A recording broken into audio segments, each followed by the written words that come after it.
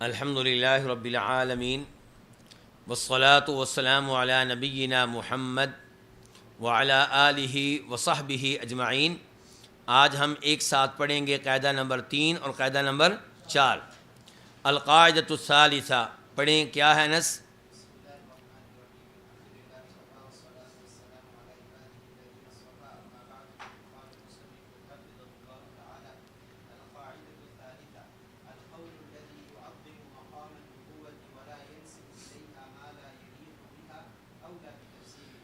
القول الذی یعظم مقام النبوہ، وہ قول جو مقام نبوت کی تعظیم کرے اور نہ منسوب کرے، ینسبو پڑھنا بھی ٹھیک ہے، ینسبو پڑھنا بھی ٹھیک ہے، اور نہ منسوب کرے الیہا، کس کی طرف؟ مقام نبوت کی طرف۔ کیا منسوب نہ کرے؟ ما لا یلیق بہا، جو مقام نبوت کے لائق نہیں ہے۔ اولا، یہ اولا ترکیب کے لحاظ سے کیا بن رہا ہے؟ القول کی خبر، یہ زیادہ لائق ہے بتفسیر الآیات، اس آیت کی تفسیر کے۔ جی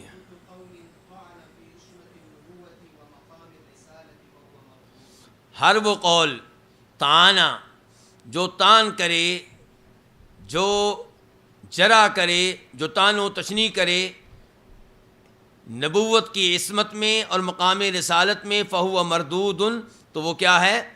مردود ہے۔ پہلے قاعدے میں کیا تھا؟ اولا، بہتر یہ ہے کہ آپ اس قول کو لیں، لیکن قاعدے میں اتنی سختی نہیں ہے۔ دوسرے قاعدے میں فہو مردود، یہ قول کیا کر دیا جائے گا؟ رد کر دیا جائے گا، اسے قبول نہیں کیا جائے گا۔ چلیں جی پڑھیں جی۔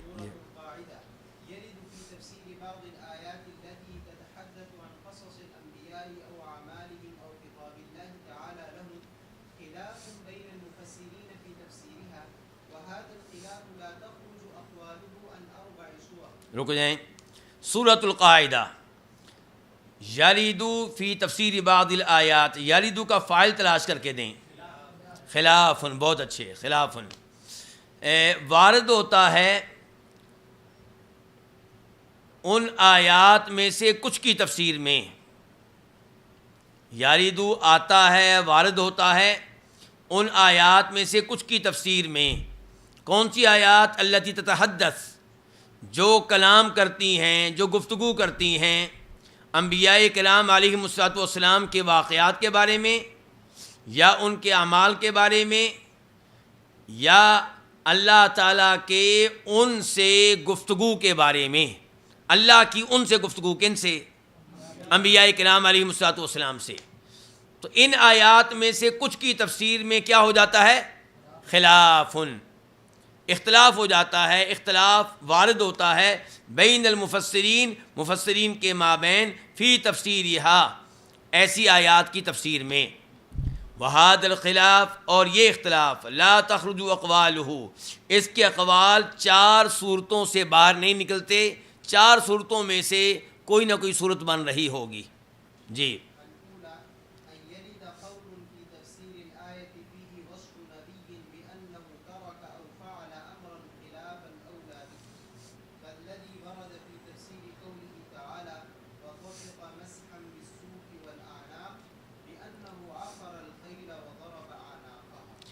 ہاں جی، پہلی صورت کیا ہے؟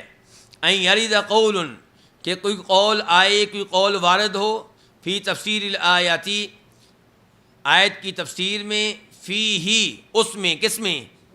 اس قول میں، وصف نبی، کسی نبی کو متصف کیا گیا ہو، بأنہ ترک، اس بات کے ساتھ کہ اس نے چھوڑ دیا، او فعل، یا اس نے کیا، امرن، ایسا کام، خلاف الاولا بہ، جو خلاف اولا تھا، یعنی کہ الاولا بھی جو اس کے لائق ہے اس کے برخلاف تھا۔ الاولا بھی جو اس کے لائق، کس کے؟ نبی کے۔ نبی نے ایسا کام کیا جو کیا تھا؟ خلاف اولا، یا نبی نے چھوڑ دیا وہ کام جو کیا تھا؟ خلاف اولا۔ نہیں، بأنہ ترک، نبی نے چھوڑ دیا، یا اس نے کیا، نبی نے ایسا کام خلاف الاولا بھی، جو خلاف اولا تھا، اور ترک جو کیا نا وہ کون سا کیا؟ یعنی کہ جو کرنا چاہیے تھا الاولا جو کرنا چاہیے تھا اس کو ترک کیا. جی ہاں. اچھا اس کی مثال کیا دی انہوں نے؟ دیکھیں کالذی ورد فی تفسیر قولی تعالی، جیسا کہ جو آیا ہے اللہ تعالیٰ کے اس فرمان کی تفسیر میں، فتفق مسحا بالسوق والاعناق. انس کے قرآن کریم پکڑ کے سب کو دیں ذرا.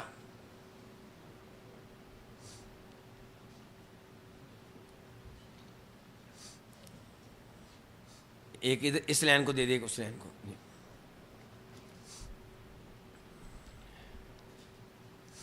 سورہ صاد آیت نمبر 33 ذرا نکالیں.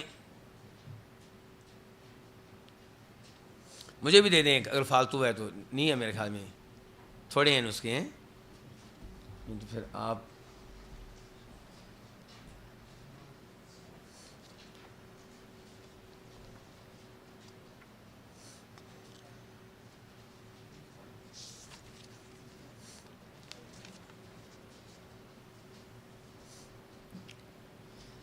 دیکھیں. جی اللہ آپ کا بھلا کرے. آیت نمبر 31 تاکہ پورا موضوع سمجھ سکیں. اذ عرض علیہ، جب پیش کیے گئے علیہ ان کے سامنے. کن کے سامنے؟ جناب سلیمان علیہ السلام کے سامنے. بالعشی پچھلے پیر. کیا پیش کیے گئے؟ الصافنات الجیات، گھوڑے. الصافنات صافن ان کی جمع ہے. وہ گھوڑا جو 3 پاؤں زمین پہ لگائے اور چوتھے پاؤں کی سم اس کا کنارہ زمین پہ لگائے، باقی کو کھڑا رکھے. یہ بڑے اعلیٰ قسم کے گھوڑے ہوتے ہیں.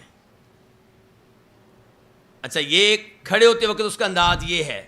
الجیات جواد ان کی جمع، جب چلنے پہ آئے تو انتہائی تیز رفتار. تو ایسے اعلیٰ گھوڑے ان کے سامنے پیش کیے گئے. دیکھیں جب پیش کیے گیا ان کے سامنے پچھلے پیر الصافنات الجیاد، 3 پاؤں پہ کھڑے ہونے والے، ایک پاؤں کی سم لگانے والے. آپ کہہ لیں اصلی گھوڑے، اصیل گھوڑے الجیاد تیز رفتار.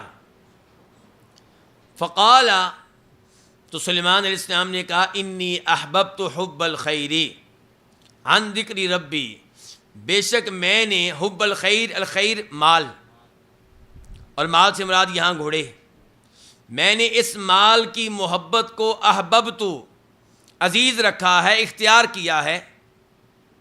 میں نے اس مال کی محبت کو، کس مال کی محبت؟ گھوڑوں کی محبت. گھوڑوں سے میں نے محبت کیوں کی ہے؟ کہتے ہیں عن ذکر ربی، اپنے رب کے ذکر کی وجہ سے. عن سببیہ، میں نے اس مال کی محبت کو اختیار کیا ہے عن ذکر ربی، اپنے رب کے ذکر کی وجہ سے. یعنی کہ ان گھوڑوں کے ذریعے رب کا ذکر قائم کیا جاتا ہے، جہاد کیا جاتا ہے. حتیٰ، یہاں تک کہ توارت، وہ چھپ گئے. کون؟ وہ گھوڑے. بالحجابی، پردے میں. ٹھیک ہو گیا علماء کرام؟ ردوہا علیہ. اب سلیمان علیہ السلام کہتے ہیں ردوہا علیہ، ان کو واپس میرے پاس لے کر آؤ. فطفق مسحا بالسوق والاعناق، وہ ہاتھ پھیرنے لگے. بالسوق، کن پہ؟ پنڈلیوں پہ. والاعناق، اور گردنوں پہ. کیوں ہاتھ پھیر رہے ہیں؟ پیار سے، محبت سے. اور نبی علیہ الصلوۃ والسلام بھی گھوڑوں سے محبت کیا کرتے تھے. اور آپ نے اس ایسی محبت کرنے پہ، جو جہاد کے گھوڑے ہوں، جو اللہ کے لیے وقف ہوں، ان کے ساتھ ایسی محبت پہ بتایا ہے کہ اجر بھی ملے گا اور کوئی مار کا ہوا تو مالی غنیمت بھی. اور یہ بھی آپ نے کہا کہ گھوڑوں کی پیشانیوں میں کیا رکھ دی گئی ہے؟ خیر رکھ دی گئی ہے. اچھا یہ تو ہو گیا وہ قول جو انشاءاللہ کیا ہے؟ راجح ہے. یہ اس کے مطابق فی الحال ہم نے ترجمہ کیا اور تفسیر. آپ دوسرے قول کی طرف آئیں. اذ عرض علیہ، جب ان کے سامنے پیش کیے گئے، بالعشی پچھلے پیر، الصافنات الجیاد، اصیل تیز رفتار گھوڑے. فقالت، انہوں نے کہا انی احببت حب الخیر، بے شک میں نے اس مال کی محبت کو اختیار کیا ہے عن ذکر ربی، اپنے رب کے ذکر سے اعراض کرتے ہوئے. یعنی کہ گھوڑوں کی محبت کی وجہ سے میری عصر کی نماز رہ گئی. گھوڑوں سے محبت کی وجہ سے میری کیا رہ گئی؟ عصر کی نماز قضا ہو گئی، رہ گئی. حتیٰ توارت بالحجاب، یہاں تک کہ وہ چھپ گیا ہے پردے میں. وہ کون؟ سورج. سورج کیا ہو گیا؟ غروب ہو گیا. ردوہا علیہ، ان کو واپس لے کر آؤ میرے پاس. کن کو؟ گھوڑوں کو. فتافقا مسحم بالسوق والاعناق، تو وہ گھوڑوں کی پنڈلیوں اور گردنوں پہ تلواریں چلانے لگے، یعنی کہ ان کو ذبح کرنے لگے. کہ ان کی وجہ سے کیا رہ گئی ہے؟ نماز رہ گئی ہے. ہاں جی. اب دیکھیں ان میں سے کون سا قول ایک نبی کی شان کے لائق ہے؟ پہلا قول کہ گھوڑوں سے محبت کر رہے ہیں اور کہہ رہے ہیں کہ محبت جو کر رہا ہوں اللہ کی وجہ سے کر رہا ہوں، اور نبی علیہ السلام سے بھی ایسی محبت کرنا ثابت ہے ان گھوڑوں کے ساتھ، اور عبداللہ ابن عباس سے بھی یہ تفسیر آئی ہے. اور جو دوسرا قول ہے اس میں کئی چیزوں کو محذوف ماننا پڑے گا اور کئی ایسی چیزوں پہ یقین کرنا پڑے گا جو نبیوں کے شیان شان نہیں ہیں. مثال کے طور پہ ایک یہ کہ عصر کی نماز انہوں نے چھوڑ دی ہے، گھوڑوں کی محبت میں قضا کر دی ہے، یہ نبی کی شان کے لائق نہیں ہے. دوسرے نمبر پہ یہ کہاں پہ آیا ہے جی؟ عصر کی نماز رہ گئی تھی، کدھر ہے یہ؟ قرآن کی آیت میں کہاں پہ آیا یہ جی کہ عصر کی نماز رہ گئی تھی؟ کدھر آیا یہ؟ اور پھر یہ محذوف جو مان رہے ہیں کہ جناب سورج چھپ گیا، سورج کا تذکرہ کہاں پہ آیا ہے؟ سورج کا کوئی تذکرہ ہے یہاں پہ؟ تو اس لحاظ سے یہ قول جو ہے مناسب نہیں ہے. پھر بلا وجہ گھوڑوں کو کیا کرنا؟ ذبح کرنا، یہ کوئی بات ہے کرنے والی؟ تو یہ چیز بھی کسی نبی کے شیان شان نہیں ہے.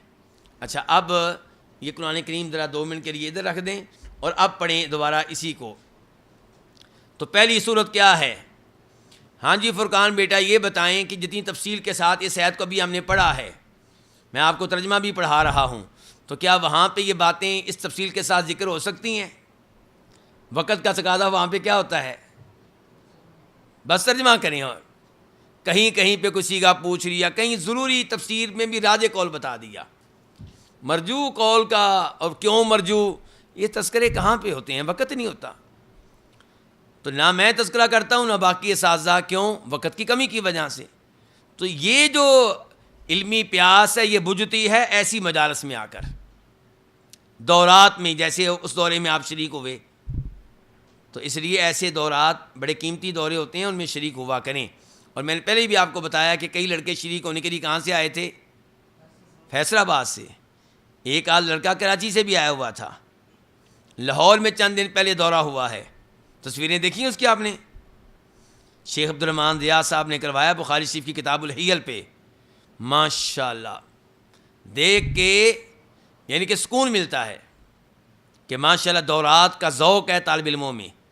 اور ایسے طالب علم ہم تو سمجھتے تھے کہ جناب وقت ختم ہوا، علم گیا اور اب بس اب کوئی مدرسین تیار نہیں ہوں گے اور کہانی ختم ہو رہی ہے. بس نہیں، اللہ رب العزت نے اپنے دین کا نظام قائم رکھنا ہے، دین چلتا رہے گا. بس دیکھنا یہ کہ میں اور آپ اس کے کام آتے ہیں کہ نہیں آتے. تو اس دورے میں بھی ماشاءاللہ بڑی رونقیں لگی ہوئی تھیں. حالانکہ وہ دورہ لاہور سے باہر ہو رہا ہے، بہت باہر. میں جانتا ہوں اس جگہ کو جو لاہور میں ہوا ہے، لاہور شہر سے بہت باہر ہوا ہے. تو بہرحال یہ ذوق آپ میں ہے اور اس کو برقرار رکھیں، اس کو یعنی سست نہ پڑنے دیں. میں نے کئی دفعہ کہا ہوا ہے آپ کے دوستوں کو پتہ ہونا چاہیے کہ یہ بندہ جمعے کے دن ہمارے قابو نہیں آئے گا. کیوں جی؟ کیونکہ اس کا پیریڈ ہوتا ہے کہ اس کا قواعد و ترجیح کا. یہ بندہ فلاں دورے میں جو بخاری شریف کا دورہ ہونے والا ہے اس میں اس نے جانا ہی جانا ہے، بہتر ہے کہ ہم اس کے ساتھ جائیں، یہ ہمارے ساتھ کہیں اور نہیں جائے گا. ان کو پتہ ہونا چاہیے آپ کے علمی ذوق کا، کوئی اس میں آپ کو کوئی دائیں بائیں کرنے کی کوشش نہ کرے. چلیں دیکھیں جی پھر دوبارہ الاولیٰ پہلی صورت ان یارد قول، کہ کوئی قول وارد ہو فی تفسیر آیاتی، آیت کی تفسیر میں، فیہ وصف نبی، اس میں یا فیہ وصف نبی بھی پڑھ سکتے ہیں آپ، ٹھیک ہے، اس میں کسی نبی کو متصف کیا گیا ہو. کس بات کے ساتھ؟ کہ بِأَنَّهُ تَرَكَ، کہ اس نے ترک کیا، او فعل یا اس نے کیا امرن ایسا امر خلاف الاولا بھی جو خلاف اولا تھا. اب دیکھیں نا کالذی ورد فی تفسیر قولہ تعالی جیسا کہ جو آیا ہے اللہ تعالیٰ کے اس فرمان کی تفسیر میں فطفق مسحم بالسوق والاعناق بانہ عقر الخیل کہ انہوں نے گھوڑے ذبح کر دیے وضرب اعناقا اور ان کی گردنیں اڑا دیں. تو یہ اللہ کے مال کو ضائع کرنا یہ کسی نبی کے شایان شان نہیں ہے. اور اس سے پہلے نماز عصر کو ضائع کرنا وہ بھی نبی کی شان کے منافی ہے. اور پھر تیسرے نمبر پہ ہم نے کہا تھا ہمارے قرآن میں ایسے محذوفات نکالنا بغیر کسی دلیل کے بغیر کسی مجبوری کے تو یہ بھی جائز نہیں ہے. چلیں جی.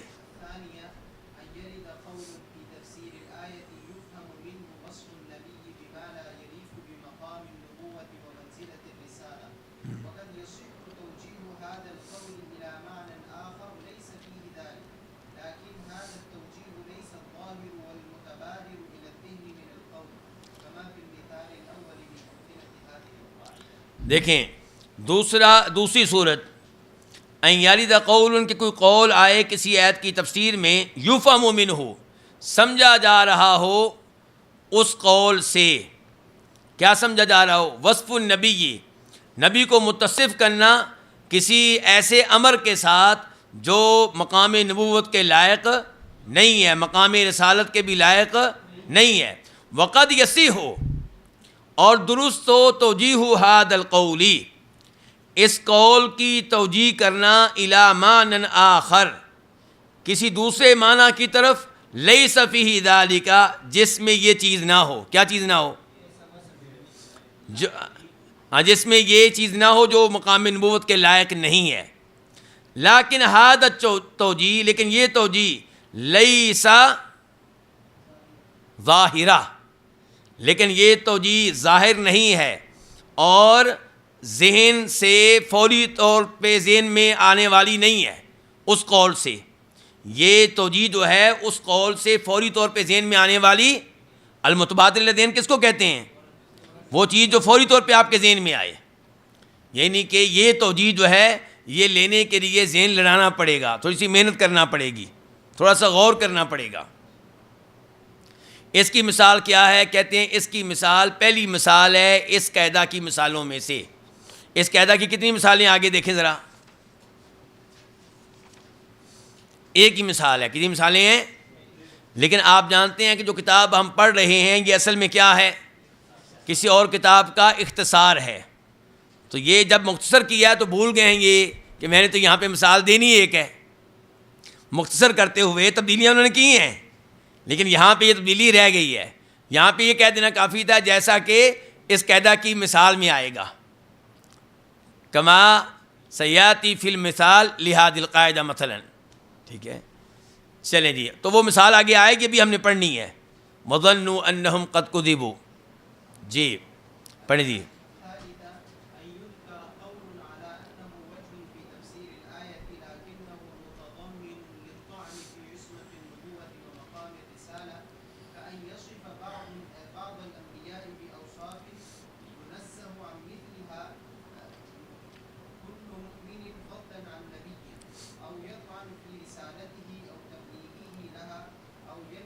او یلفق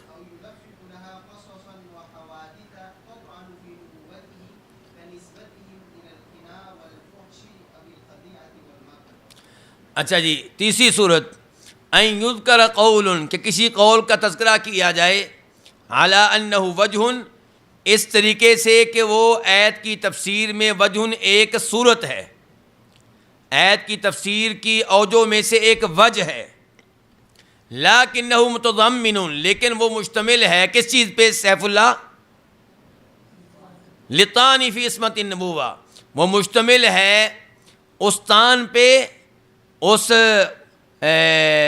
طعن و تشنیع پہ اس تنقید پہ جو لازم آتی ہے کس میں؟ عصمت نبوت میں اور مقام رسالت میں. یہاں پہ اولا خلاف اولا کا معاملہ نہیں ہے بلکہ اگر اس کو آپ لیتے ہیں تو نبوت کی عصمت پہ حرف آتا ہے مقام رسالت پہ حرف آتا ہے. کأن یصف جیسا کہ وہ متصف کرے، وہ کون؟ وہ وجہ وہ متصف کرے بعض الانبیاء کو بھی اوصاف، ایسے اوصاف کے ساتھ ینزہ عن مثلھا کل مؤمن، جن سے ہر مومن جو ہوتا ہے اس کو پاک رکھا جائے گا، یعنی کہ اس کی تہمت کسی عام مومن پہ نہیں لگائی جائے گی، جس سے ہر مومن کو پاک رکھا جائے گا۔ فضل نبی چے جائے کہ انبیاء کرام علیہم الصلوۃ والسلام، یا وہ وجہ کیا کرے؟ یطعن، وہ تان کرے فی رسالتہ، اس کی رسالت میں، او تبلیغہ لہا، یا اس نبی کے اس رسالت کو پہنچانے میں، او یلفق لہو، یا وہ گھڑے، او یلفق، یا وہ گھڑے لہو اس نبی کے لیے، قصصاً، ایسے قصے و حوادث یا ایسے واقعات، تطعن، جو تان کریں فی نبوت ہی، اس کی نبوت میں، کا نسبت ہی من الخنا، جیسا کہ انبیاء کرام کی نسبت کرنا الخنا، بد کلامی کی طرف، والفوش، اور بے حیائی کی طرف، اب الخدیعاتی، یا دھوکے کی طرف، والمکر، یا مکر کی طرف، وذالک کما فی المثال الثانی من امثلۃ ھذہ القاعدہ، یہ جیسا کہ دوسری مثال میں آئے گا اس قاعدہ کی مثالوں میں، اور یہ بھی یہاں پہ آپ لکھیں جیسا کہ اللہ کا فرمان وَلَقَدْ فَتَنَّا سُلَيْمَانَ عَلَىٰ كُرْسِيِّهِ، لکھیں وَلَقَدْ فَتَنَّا سُلَيْمَانَ وَأَلْقَيْنَا عَلَىٰ كُرْسِيِّهِ، لکھیں یہ مثال، لکھیں نا، وَلَقَدْ فَتَنَّا سُلَيْمَانَ وَأَلْقَيْنَا عَلَىٰ كُرْسِيِّهِ جَسَدًا ثُمَّ أَنَابَ، قرآن کریم کھولیں، پھر وہی مقام ہے، وہی جگہ ہے۔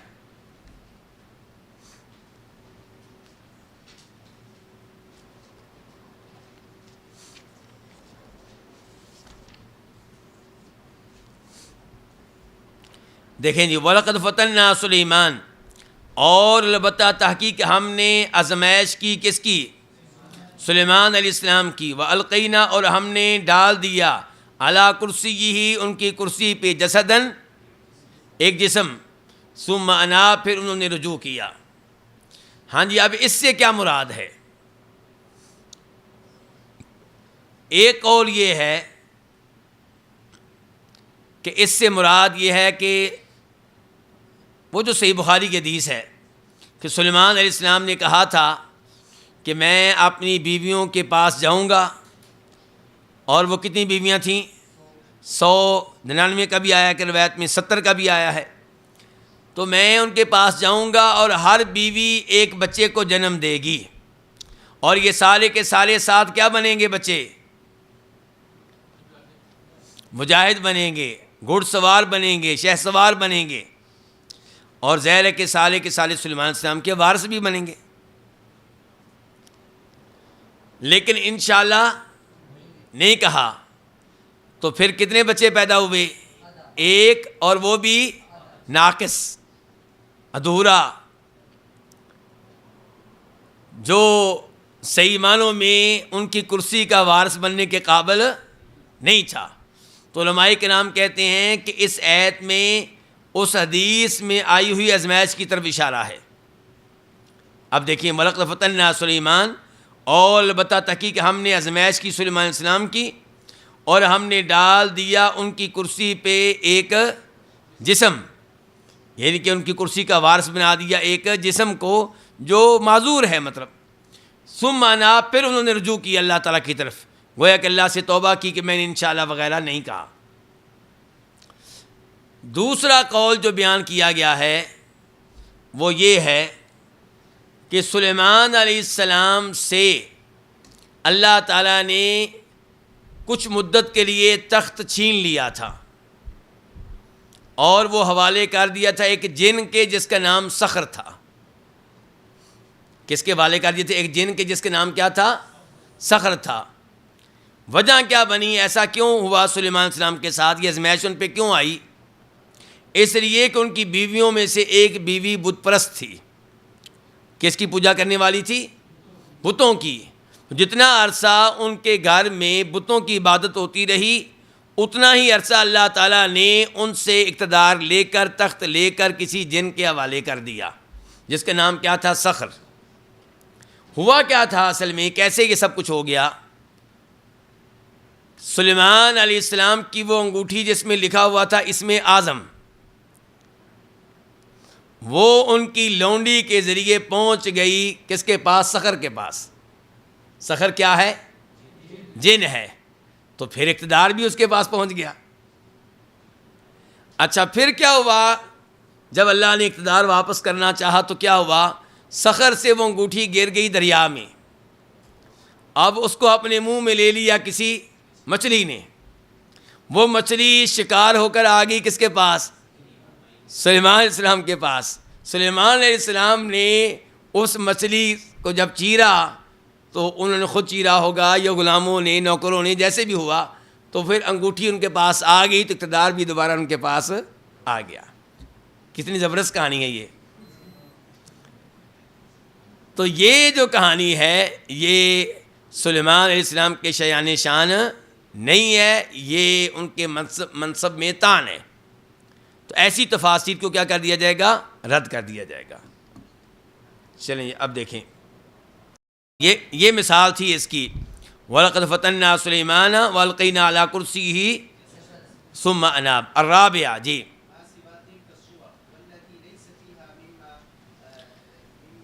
چوتھی صورت جو ہے وہ ان تین صورتوں کے علاوہ جن میں یہ تینوں چیزیں نہ پائی جائیں، جن میں والتی لیس فیہا مما ذکر شیء، جن میں کچھ بھی نہ ہو اس میں سے جو ذکر ہو چکا ہے، جی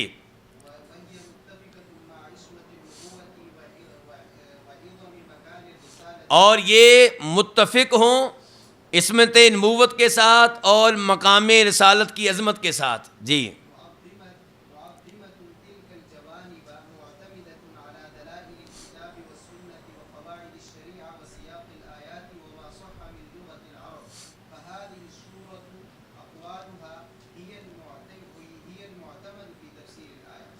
اچھا جی، معظمۃ، اور یہ جو صورت ہے یہ تعظیم کرنے والی ہو تلک الجوانب، ان جوانب کی، یعنی کہ انبیاء کرام کی جانب نبوت کی، مقام رسالت کی، اور اعتماد کرنے والی ہو کتاب و سنت کے دلائل پہ اور شریعت کے قواعد پہ اور آیات کے سیاق پہ، اور جو ثابت ہے عربی لغت سے۔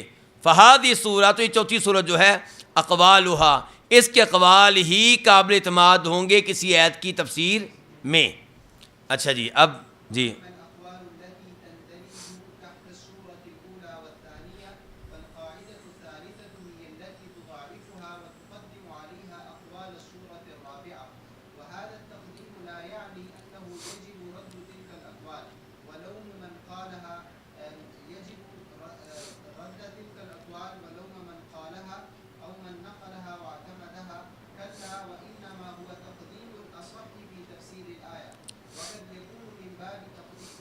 چلیں رک جائیں، اور جہاں تک تعلق ہے ان اقوال کا، چوتھے قول کے بارے میں بات کر لی نا کہ یہی لینے والا ہے، یہی قابل اعتماد ہے۔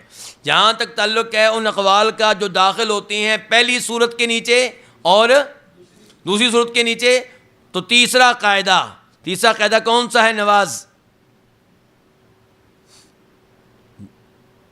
جی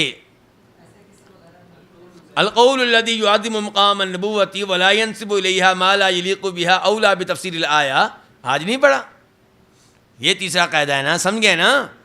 تو تیسرا قاعدہ جو ہے هي التي تضعفها، یہ ضعیف قرار دے گا ایسے اقوال کو، وتقدم عليها، اور یہ تیسرا قاعدہ راجح قرار دے گا ان اقوال پہ چوتھی صورت والے اقوال کو۔ سمجھا رہی شیخ صاحب؟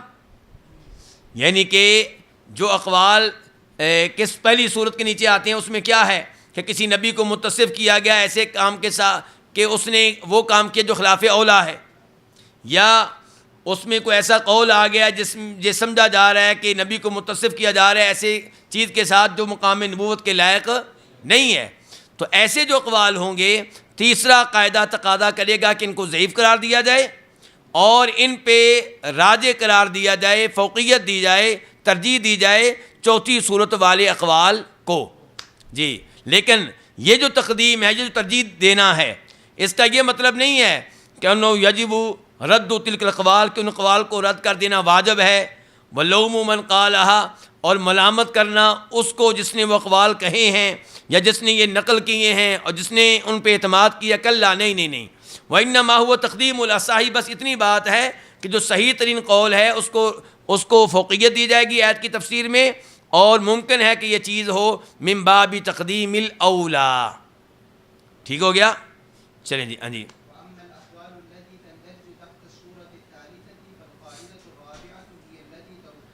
جہاں تک تعلق ہے ان اقوال کا جو داخل ہوتے ہیں تیسری صورت کے نیچے، اس میں کیا ہے تیسری صورت میں؟ اس میں تو تان ہے صاف صاف، ایسے ہی ہے نا۔ تیسری صورت میں کیا کہا تھا؟ لکنہ متضمن للطعن فی عصمت نبوت مقامر، تو یہ جو ہے وہ اقوال جو داخل ہوتے ہیں تیسری صورت کے نیچے، فالقاعدۃ الرابعہ، فالقاعدۃ الرابعہ، ساتھ کون سا قاعدہ رابعہ؟ ہاں جی سیف اللہ، کل قول دکھائیں نا کو، زہیب دکھائیں ساتھ کو، کل قول طعن فی عصمت النبوۃ و مقام رسالتی، اوپر لکھا ہوا نا قاعدہ رابعہ، اوپر لکھا ہوا ہے کہ ہر وہ قول جو عصمت نبوت و مقام رسالت میں طعن کرے تو وہ کیا ہوگا؟ مردود ہوگا۔ تو کہتے ہیں کہ جہاں تک تعلق ہے ان اقوال کے جو داخل ہوتے ہیں تیسری صورت کے نیچے، تو چوتھا قاعدہ ہی اس کو رد کر دے گا، وتوجب، اور واجب قرار دے گا، اطراحہ، ان کو پھینک دینے کو، کہ ان کو پھینک دے، کسی قابل نہیں ہے۔ یعنی کہ پہلی صورت اور دوسری صورت میں کچھ نہ کچھ احترام تھا دوسرے اقوال کا، لیکن یہاں پہ کوئی احترام نہیں ہے۔ فکل طعن، تو ہر وہ طعن جو کس میں ہو؟ رسالت میں اور نبوت میں اور اصحاب نبوت میں، ان کے نبیوں میں، فہو مردود علی قائلہ، تو وہ جو قول ہوگا وہ مردود ہوگا کس پہ؟ وہ قول پیش کرنے والے پہ، ولا کرامہ، اور کوئی لحاظ نہیں کیا جائے گا، ولا کرامہ، اور کوئی وہاں پہ خیال نہیں رکھا جائے گا۔ فہذا فصل الخطابی، یہ فیصلہ کن گفتگو ہے، فی الخلاف، اس اختلاف کے بارے میں، الذی یرید، جو آئے، متعلقاً، اس حال میں کہ اس کا تعلق ہو بجناب الانبیاء والرسل صلوات اللہ وسلام علیہم جمیعا، کہ اس کا تعلق ہو انبیاء کرام علیہ السلام کی ذات کے ساتھ۔ فإذا تقرر ذلك، جب یہ بات ثابت ہو چکی، فلا یجوز، تو جائز نہیں ہے، ان یفسر القرآن، کہ قرآن کی تفسیر کی جائے، بتفسیر، کوئی ایسی تفسیر فیہ قدح، جس میں طعن ہو، فی مقام نبوت، مقام نبوت میں، وَلَهُ فی غیر ذلک محمل صحیح، جب کہ وہاں پہ اس کے علاوہ کوئی صحیح محمل موجود ہو، اس کے علاوہ بھی کوئی صحیح محمل، یعنی کہ اس کے علاوہ کوئی ایسا قول موجود ہو جس پہ اس کو محمول کیا جا سکتا ہو۔ جب اور قول موجود ہے جس پہ اس کو محمول کیا جا سکتا ہے، تو اس قول کو کیوں لیں جس قول کے لینے سے مقام نبوت میں طعن لازم آتا ہے۔ اچھا جی، بیان الفاظ القاعدہ جی۔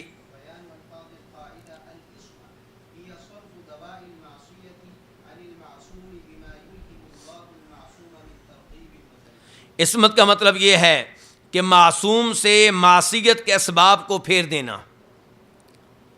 معصوم سے معصیت کے اسباب اور بواعث کو پھیر دینا۔ کیسے؟ بما یلہم اللہ، اس کے ساتھ جو اللہ تعالیٰ معصوم کو الہام کرتا ہے، کیا؟ ترغیب و ترہیب، اس ترغیب و ترہیب کے ساتھ پھیر دینا۔ کیسے پھیر دینا؟ یعنی کہ من کون سا بیان ہے کس کا؟ ماں کا، یعنی کہ معصوم سے معصیت کے اسباب کو پھیر دینا اس ترغیب و ترہیب کے ساتھ جو اللہ تعالیٰ معصوم پہ الہام کرتا ہے، اس کے دل میں ڈال دیتا ہے اللہ تعالیٰ۔ جیسا کہ اللہ تعالیٰ فرماتے ہیں، قل، آپ کہہ دیں، انی اخاف، میں ڈرتا ہوں اس بات سے، میں ڈرتا ہوں عذاب عظیم دن کے عذاب سے، ان عصیت ربی، اگر میں نے اپنے رب کی کیا کی۔ تو اس کا مطلب یہ ہے کہ اللہ تعالیٰ نے نبیوں میں ایسی ترغیب اور ایسی ترہیب رکھ دی ہے جس کی وجہ سے وہ معصیت کے اسباب سے کیا کرتے ہیں؟ دور رہتے ہیں، بچتے ہیں۔ جی،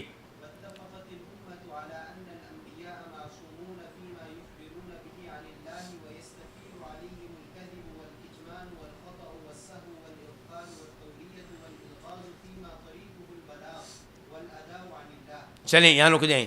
امت کا اتفاق ہے اس بات پہ کہ انبیاء کرام علیہم السلام معصوم ہیں، اس چیز کے بارے میں جس کی وہ خبر دیتے ہیں کس کی طرف سے؟ اللہ کی طرف سے. اور ناممکن ہے ان کے لیے جھوٹ بولنا اور چھپانا اور غلطی کرنا اور بھول جانا اور غفلت کا مظاہرہ کرنا. وتوریہ، اور کیا کرنا؟ توریہ کرنا. توریہ آپ جانتے ہی ہیں، ذو معنی یعنی کہ. اور کیا کرنا؟ پہیلی کے انداز میں گفتگو کرنا. کس انداز میں؟ پہیلی کے انداز میں گفتگو کرنا اس معاملے میں جس کا طریق کیا ہے؟ البلاغ، پہنچانا اور اللہ کی طرف سے ادا کرنا. یعنی کہ نبی بھولتے نہیں ہیں اللہ کا دین پہنچانے کے معاملے میں. وہ جو نماز میں بھولتے رہے وہ کیا تھا؟ وہ تو نماز کا طریقہ پہنچا چکے، بتا چکے، اب پڑھتے ہوئے کبھی بھول سکتے ہیں. لیکن جب دین پہنچا رہے ہوں اللہ کی طرف سے، دین بتا رہے ہوں، نماز کا طریقہ سکھا رہے ہوں، تب بھولنے والے نہیں ہیں. ٹھیک ہو گیا علماء کرام؟ چلیے.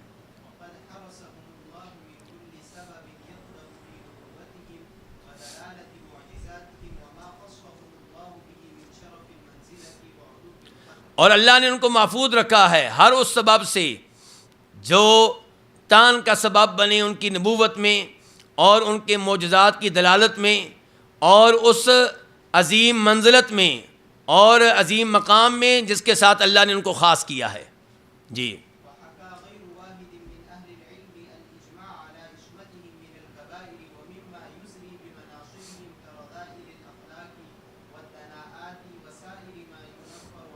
ما ينفر عنہم. اور اہل علم نے، ایک اہل علم نے اجماع نقل کیا ہے اس بات پہ کہ وہ معصوم ہیں کن سے؟ کبائر سے اور ان امور سے جو ان کے مناسب کے شایان شان نہیں ہیں، جیسا کہ رذیل قسم کی عادتیں، کمینی قسم کی عادتیں، بدناعات اور باقی کمینگی پہ مشتمل امور، اور ہر وہ چیز جو ان سے نفرت دلائے. اور یہ وہی چیزیں ہیں جن کو کیا کہتے ہیں؟ صغائر الخصہ، چھوٹی چھوٹی قابل نفرت چیزیں بھی ان میں نہیں پائی جاتی تھیں.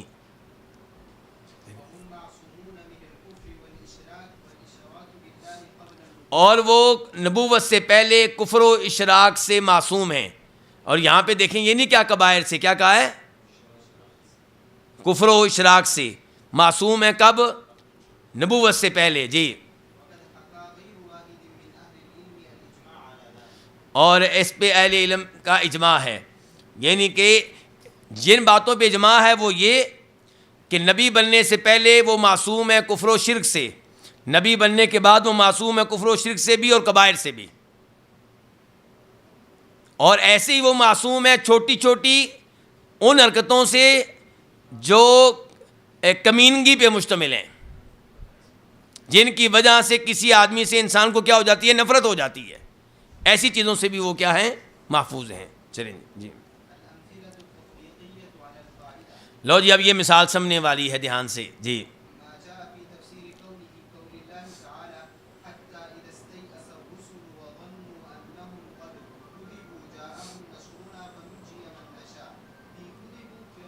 اچھا دیکھیں جی، یہاں تک کہ جب رسول کیا ہو گئے؟ بہت مایوس ہو گئے، انتہائی نا امید ہو گئے. وظنوا، اور انہوں نے گمان کیا، کنہوں نے؟ رسولوں نے. انہم قد کذبوا، کہ بے شک ان سے جھوٹ کہا گیا ہے.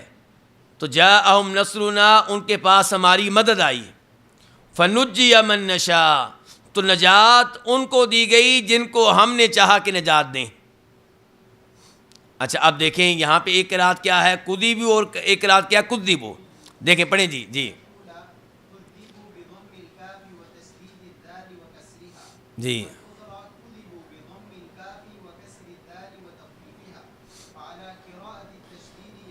لو جی اب ہم سمجھنے لگے ہیں کذبوا کے مطابق اس آیت کا معنی. ذرا دھیان سے توجہ رکھیے گا، ذرا دھیان سے. جی.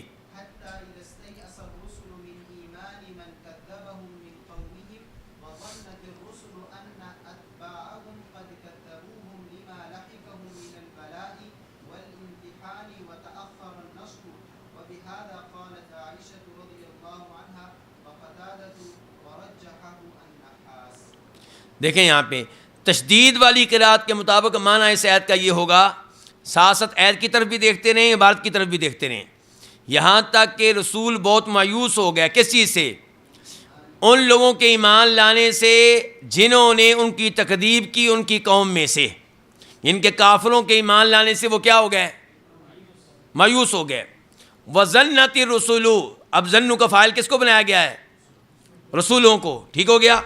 اور رسولوں نے گمان کیا کہ ان اتباعہم، کہ جو ان کے اپنے پیروکار ہیں مسلمان مومن، قد کذبوہم، انہوں نے بھی ان کی تکذیب کر دی ہے۔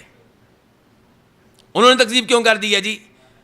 لما لحقہم من البلاء والامتحان، ان ازمائشوں کی وجہ سے جو ان پہ آئیں۔ کن پہ؟ ان مومنین پہ، اتباع پہ۔ اور اللہ کی مدد بھی کیا ہوئی؟ لیٹ ہوئی۔ اور یہ بات کس نے کہی ہے؟ سیدہ عائشہ نے اور قتادہ نے اور امام نحاس نے اس کو راجح قرار دیا ہے۔ اچھا آپ بتائیں ظنّ کا فاعل کون بنا؟ رسول بنے۔ اور کذبو، تکذیب کن کی طرف سے کی گئی ہے؟ ان کے اپنے مومنوں کی طرف سے۔ کن کی طرف سے؟ اپنے مومنوں کی طرف سے ان کی تکذیب کی گئی۔ جی، تکذیب کس معاملے میں کی گئی؟ تم تو کہتے تھے اللہ کی مدد آئے گی، تم تو کہتے تھے ہمارے مخالفین پہ عذاب آئے گا۔ سمجھا رہی علماء کرام؟ جیسے وہ آیت ہے ام حسبتم ان تدخلوا الجنہ ولما یاتکم مثل الذین خلو من قبلکم مستهم الباساء والضراء وزلزلوا حتى يقول الرسول والذین آمنوا معه متى نصر اللہ الا ان نصر اللہ قریب۔ چلیں جی، ہاں جی۔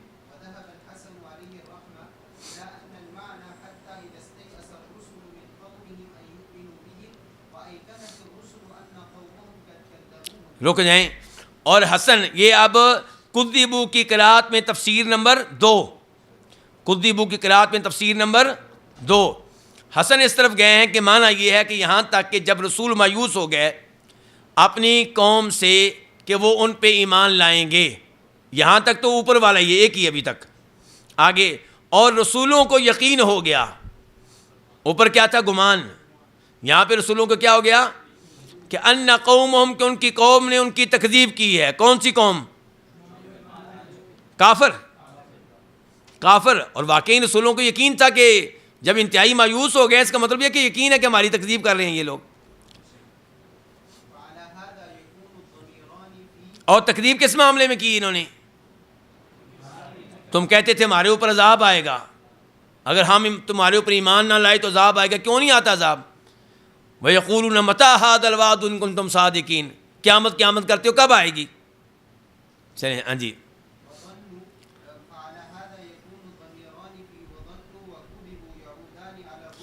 اس دوسری تفسیر کے مطابق ظنّ کا فاعل بھی رسل اور کذبوا کا جو نائب فاعل ہے وہ بھی کون؟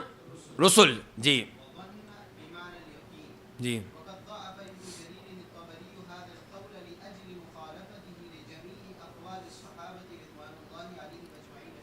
امام طبری نے اس قول کو ضعیف قرار دیا ہے کیونکہ اس آیت میں جتنے بھی صحابہ کرام کے اقوال آئے ہیں ان سب کے یہ مخالف قول ہے۔ چلیں جی، اب آ جائیں کذبوا کی طرف۔ جی،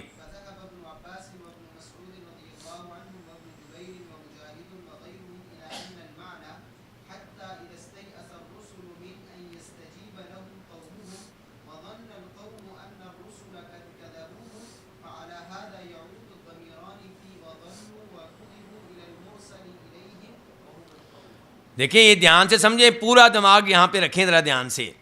عبداللہ ابن عباس، عبداللہ ابن مسعود، سعید ابن جبیر، مجاہد وغیرہ اس طرف گئے ہیں کہ معنی یہ ہے یہاں تک کہ رسول مایوس ہو گئے اس بات سے کہ ان کی قوم ان کی دعوت کو قبول کرے۔ یہ تو وہی معنی آ رہا ہے مسلسل، اس سے ہی اثر رسول کی تفسیر ایک ہی آ رہی ہے۔ آگے مسئلہ آتا ہے یہاں پہ وَظَنُّوا، اور قوم نے گمان کیا۔ کون سی قوم؟ ہاں، جن کی طرف بھیجے گئے تھے۔ قوم نے گمان کیا کہ ان الرسول، کے رسولوں نے قد کذبوہم، ان سے جھوٹ بولا ہے۔ کس معاملے میں؟ کہ عذاب آئے گا۔ قوم نے یہ گمان کیا کہ رسولوں نے ان سے جھوٹ بولا ہے۔ فعلی ھذا یعود الضمیران، اس معنی کے مطابق، اس قول کے مطابق دونوں ضمیریں وظنوا وکذبوا کس طرف جا رہی ہیں؟ مرسل الیہم کی طرف۔ لفظی معنی کیا ہوگا؟ پیچھے دیکھیں لفظی معنی، یہاں تک کہ رسول بہت مایوس ہو گئے، آیت کی طرف دیکھیں، وظنوا اور انہوں نے گمان کیا، کنہوں نے؟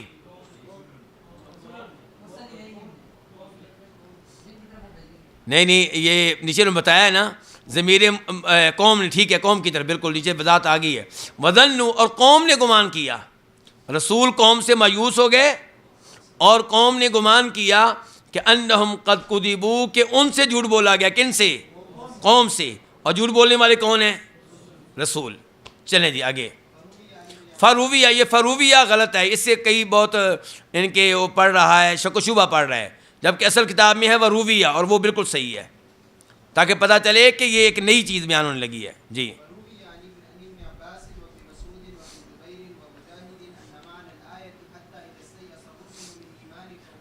اچھا، اب تک جو ہم نے پڑھا ہے، اب تک ہم نے جتنے یہ تفسیریں پڑھ لی ہیں، کسی میں کوئی مسئلہ نہیں عقیدے کے لحاظ سے، عقیدے کے لحاظ سے کسی میں کوئی مسئلہ نہیں ہے۔ اب جو پڑھنے لگے ہیں اس میں مسئلہ بھی جو پڑھنے لگے ہیں۔ اچھا جی، ہاں جی،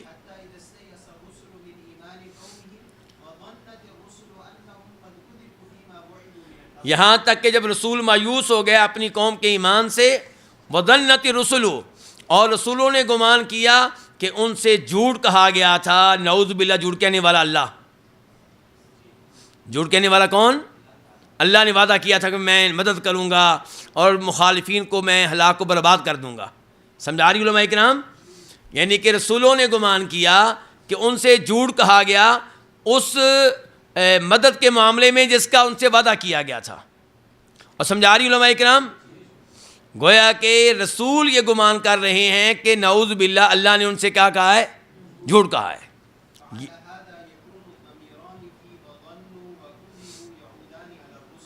ٹھیک ہو گیا علماء کرام؟ اور سمجھ رہے ہیں؟ اچھا جی آگے، اور یہ قاعدہ جو ہم پڑھ رہے ہیں یہ اس قول کو ضعیف قرار دے رہا ہے، کیونکہ یہ نبیوں پہ تان ہے کہ جناب وہ یہ سوچنے لگے تھے کہ اللہ نے جھوٹ کہا ہے۔ چلیں آگے جی، کیونکہ اس میں رسولوں کو متصف کیا جا رہا ہے کہ وہ اپنے رب کے ساتھ بدگمانی کرنے لگے تھے، اپنے رب کے ساتھ کیا کرنے لگے تھے؟ بدگمانی۔ جی، فضلا، اور یہ چیز تان ہے، یہ چیز کیا ہے؟ یقدہ، یہ تان ہے نیک مومنوں میں۔ اگر کوئی نیک مومن اللہ کے بارے میں بدگمانی کرے کہ نعوذ باللہ اللہ نے ہم سے جھوٹ کہا ہے، تو یہ تان ہے، چہ جائے کہ ان کے بارے میں ہو جن کو نبوت اور رسالت کی وجہ سے فضیلت دی گئی ہے۔ جی، مقام نبوت عظیم ہے، اللہ نے چنا ہے اس کے لیے کس کو؟ جو مطلق طور پہ افضل الخلق ہوتے تھے۔ جی جی،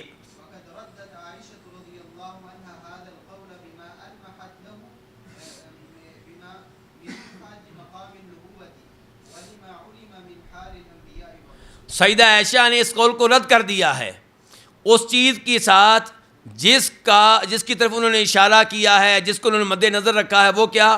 مقام نبوت کا بلند ہونا اس بات سے، اور جو کچھ معلوم ہے نبیوں رسولوں کی حالات سے، ان کی تاریخ بتاتی ہے کہ نبی اور رسول ایسے نہیں کرتے تھے، اور ویسے بھی مقام نبوت کا تقاضا یہ ہے کہ وہ ایسی سوچ نہیں رکھ سکتے۔ جی، اخرج البخاری، لکھنا چاہیں تو لکھ لیں، 4695، 4695۔ جی،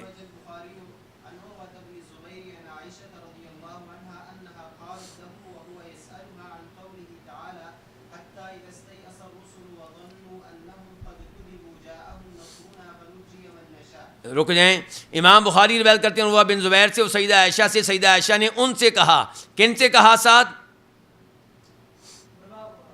عروہ سے، بالکل دھیان سے، وہوا، جب کہ وہ یسألوہا، ان سے سوالات کر رہے تھے، کن سے؟ سیف اللہ،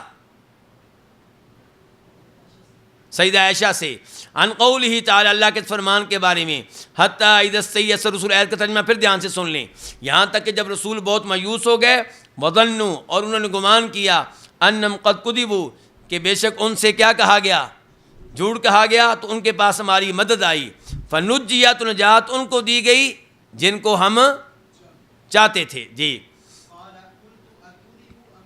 میں نے کہا سیدہ یہ بتائیں کہ لفظ کذبوا ہے کہ کذبوا ہے؟ جی حضرت عائشہ نے کہا کہ کذبوا ہے، کہ ان کی تکذیب کی گئی، ان کو جھوٹا قرار دیا گیا۔ کن کو جھوٹا قرار دیا گیا؟ رسولوں کو۔ جی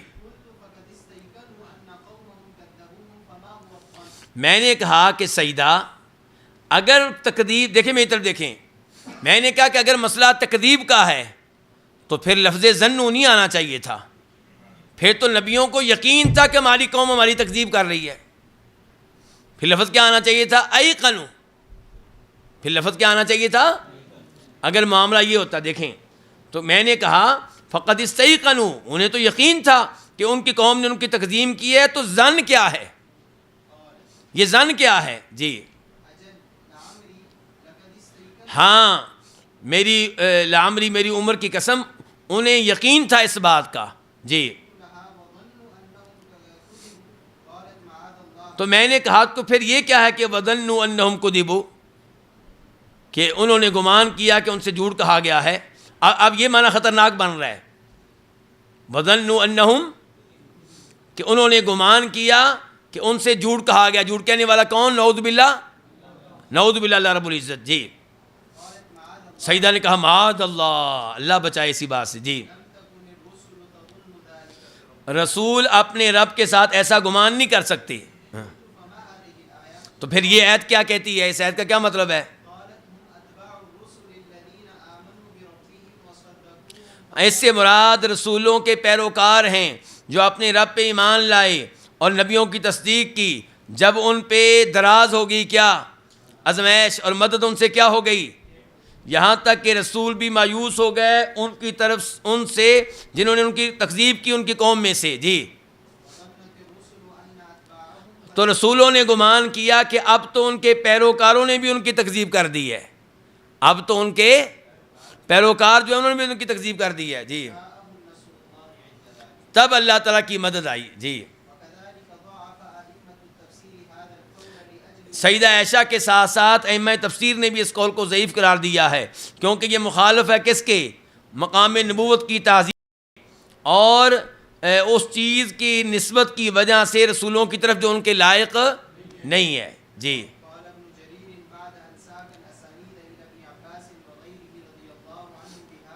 ہاں جی یہ دھیان سے دیکھیں، امام طبری کہتے ہیں وہ سندیں لانے کے ابن عباس کی طرف منسوب وہ سندیں لانے کے بعد جو اس قول کے بارے میں ہے، یعنی کہ یہ قول کس کا قول ہے؟ جس قول کا سیدہ عائشہ رد کر رہی ہیں وہ عبداللہ ابن عباس سے ثابت ہے۔ جس قول کا رد کر رہی ہیں وہ قول کس کا ہے؟ ابن عباس کا قول ہے کہ نبیوں نے گمان کیا کیا کہ انہم قد کذبوا، کہ ان سے جھوٹ کہا گیا ہے، ان سے کیا کہا گیا ہے؟ اور عبداللہ بن عباس کا جب قول ثابت ہو جائے تو پھر اس کی ہم توجیہ کیا کہیں گے؟ وسوسہ آنا، خیال آنا، جلدی سے نبی اس کو نکال دیتے ہیں باہر۔ یہ نہیں کہ اس کو عقیدہ بنا لیا اپنا، خیال آیا اور گزر گیا، خیال آیا اور گزر گیا، جس کے بعد فوراً ہم کیا پڑھتے ہیں؟ اعوذ باللہ من الشیطان الرجیم۔ جی جی تو اب ابن جریر ساری عبداللہ ابن عباس کے قول کی سندیں لانے کے بعد کہتے ہیں وقول غیرہ، عبداللہ ابن عباس کے غیر کا قول من اہل تاویل، اہل تفسیر میں سے۔ اہل تاویل کا معنی کیا ہے یہاں پہ؟ اہل تفسیر میں سے عبداللہ ابن عباس کے غیر کا قول اولا عندی بالصواب، وہ میرے یہاں درستگی کے زیادہ لائق ہے، یعنی کہ سیدہ عائشہ کا قول وغیرہ۔ جی اور ان کے قول کا مخالف قول کن کے قول کا؟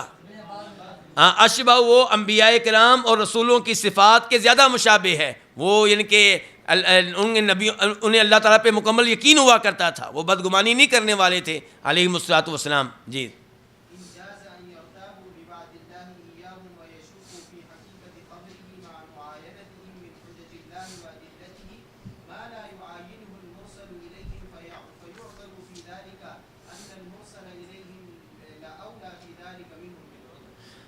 اگر جائز ہے، کیا کہتے ہیں امام طبری، اگر جائز ہے کہ وہ شک کریں اللہ کے ان سے کیے گئے وعدے پہ، کون شک کریں؟ انبیاء، اور شک کریں اللہ تعالیٰ کی خبر کی، اللہ تعالیٰ کی بات کی حقیقت کے بارے میں، جو باتیں اللہ نے کی ہیں، جب کہ معاینتہم، جب کہ وہ نبی دیکھتے ہیں، کیا دیکھتے ہیں؟ اللہ کی حجتیں اور اللہ کے دلائل، وہ حجتیں، وہ دلائل جن کو نہیں دیکھتے کون؟ المرسل الیہم، یعنی کہ قوم، فیعدل فی ذالک، تو ان کو اس میں معذور جانا جائے۔ ان المرسل کن کو معذور جانا جائے اس معاملے میں؟ رسولوں کو، رسولوں کو معذور جانا جائے تو بے شک المرسل الیہم، تو مرسل الیہم اولا، وہ پھر زیادہ لائق ہیں اس معاملے میں کہ ان کو بھی معذور جانا جائے۔ ٹھیک ہو گیا؟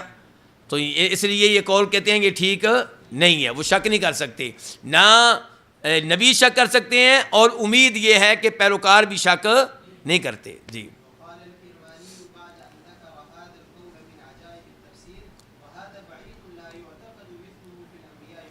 امام کرمانی نے بعد اس کے کہ انہوں نے اس قول کو ذکر کیا تفسیر کے عجیب و غریب اقوال میں سے، کہنے لگے تفسیر کے اقوال میں سے عجیب و غریب قول ہے، کہتے ہیں کہ یہ بعید ہے، اس قسم کا اعتقاد نہیں رکھا جا سکتا نبیوں کے بارے میں اور رسولوں کے بارے میں۔ جی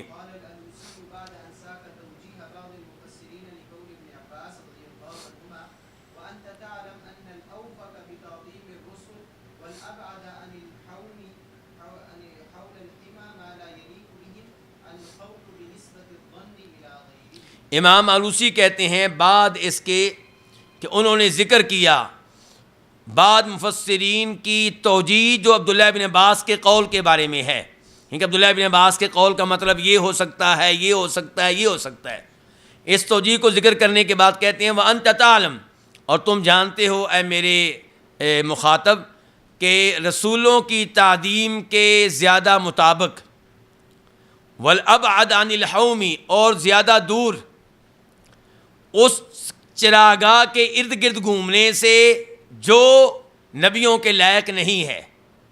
کون سا قول ہے؟ یعنی کہ القول یہ اللہ کی کیا ہے؟ خبر۔ آپ جانتے ہیں کہ رسولوں کی تعظیم کے زیادہ موافق اور جو چیز ان کے لائق نہیں ہے اس کی چراگاہ کے ارد گرد گھومنے سے زیادہ بعید قول کیا ہے کہ ظن کی نسبت کی جائے ان کے غیر کی طرف، ظنوں کا فاعل نبیوں کو نہ بنایا جائے۔ ٹھیک ہو گیا؟ چلیں جی، بارک اللہ فیکم۔ تو یہ لفظ حول الحما جو ہے نا، یہ الف لام کے بغیر صحیح ہے، حول حما، حول الف لام کے بغیر۔ تو اب ذرا اس دفعہ آپ نے اس قاعدے کا اچھی طرح مطالعہ کر کے آنا ہے، پھر جب آپ سے سنیں گے تو پھر مزید اس پہ گفتگو ہو جائے گی، تو پھر ہمارے ذہنوں میں بیٹھ جائے گا انشاءاللہ۔ اللہ رب العزت قرآن کریم کو صحیح معنوں میں سمجھنے کی توفیق عنایت فرمائے۔ اس تفصیل کے ساتھ جو آج آپ نے پڑھی ہے، آپ کو موقع نہیں ملے گا الا یہ کہ کہیں پہ کوئی ایسا دورہ ہو تو کسی دورے میں ہی موقع ملے گا، عام جو روٹین کی پڑھائی ہے اس میں موقع نہیں ملتا۔ وصلی اللہ تعالی علی نبینا محمد وعلی آلہ وصحبہ اجمعین۔